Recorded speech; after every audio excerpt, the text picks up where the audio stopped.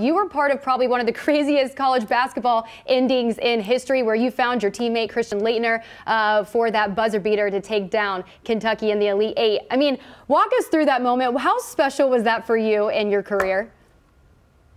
You know, it was an incredible moment. Certainly honored to have been a part of it. It was a great game. Kentucky was a great opponent. Really was going back and forth all game. Great play after great play. And of course, that last play, when, Sean Woods, prior to that, hit that shot with 2.1 seconds left, I thought, okay, you know what? Our magical season possibly is over. And maybe next weekend, instead of going to the Final Four, I'll be going to Beach Week with the rest of the student body at Duke. But we had a great huddle. Coach K, instead of telling me to make that pass, he asked me if I could make that pass. And I said I could. And then he asked Christian if he could make the shot. So thankfully, I made the pass. Christian made the shot. And here we are, the last 30 years. It's become a real iconic moment in college basketball. And the only bad part is I had a bad haircut, so I got to live with that. But other than that, it was great. Grant, your post-career has been filled across, really the entire nation, right? You've been commentating for college basketball, NBA. Your hands are in Atlanta. Now you're managing director of USA Basketball.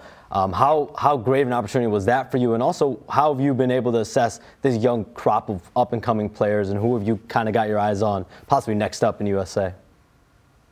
Yeah, no, I mean, I'm like you. I'm a fan of the game. I love that since I've been retired, I've been able to do a number of different things, a lot of which you touched on. But really, it's around the game of basketball. And, as we project ahead with the U.S. men's national team, obviously we've had great success in the Olympics. We have a World Cup coming up in 2023, so about 18 months from now. But, the rest of the world is very talented as well. And we have a handful of young international players in the NBA. Now, thankfully, they all don't play for the same country. We haven't done so well the last few World Cups, but we want to try to field a great team, have great chemistry, and go and represent the red, white, and blue in 2023.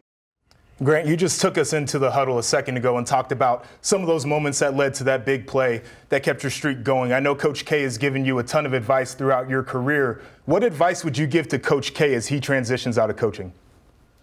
That's a great question, and it's kind of cool now to be on the giving side of the advice as it relates to Coach K. I think for someone who's done something at such a high level for so many years, when you walk away from it, it's going to be tough. I think the challenge for Coach K, and I think for anyone I would advise who's retiring, is really to try to find activities, find things that'll be fulfilling and rewarding.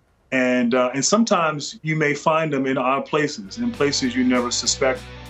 And so Coach loves the game, has devoted his whole life to the game. And so, I think walking away from it will be difficult. Grant, I know you have your memoir coming out later this year, and you've been in the public eye since you were a teenager and through your Hall of Fame career. I want to know, what do you want people who have watched you, the last 30 plus years to know that maybe they haven't been able to see or gotten from you before? Yeah, I think the exercise of writing a book is fascinating, particularly when it's your autobiography, and you get a chance to sort of relive moments from your past and see them through a different perspective, the benefit of old age, and so see the lessons, see the growth, see the good and the bad, and share that. And as someone who, as you mentioned, been in the public figure. You scared me when you said 30 years. That must mean I'm old. But for someone who's been a public figure for so long, you've been able to live and share what you want. But here in a book, you kind of laying it all out. You're exposing your insecurities, the doubt, the frustration, your injuries, really giving people an honest account of the journey. Grant, I always say you're not old, you're wise. All right? All right. Exactly.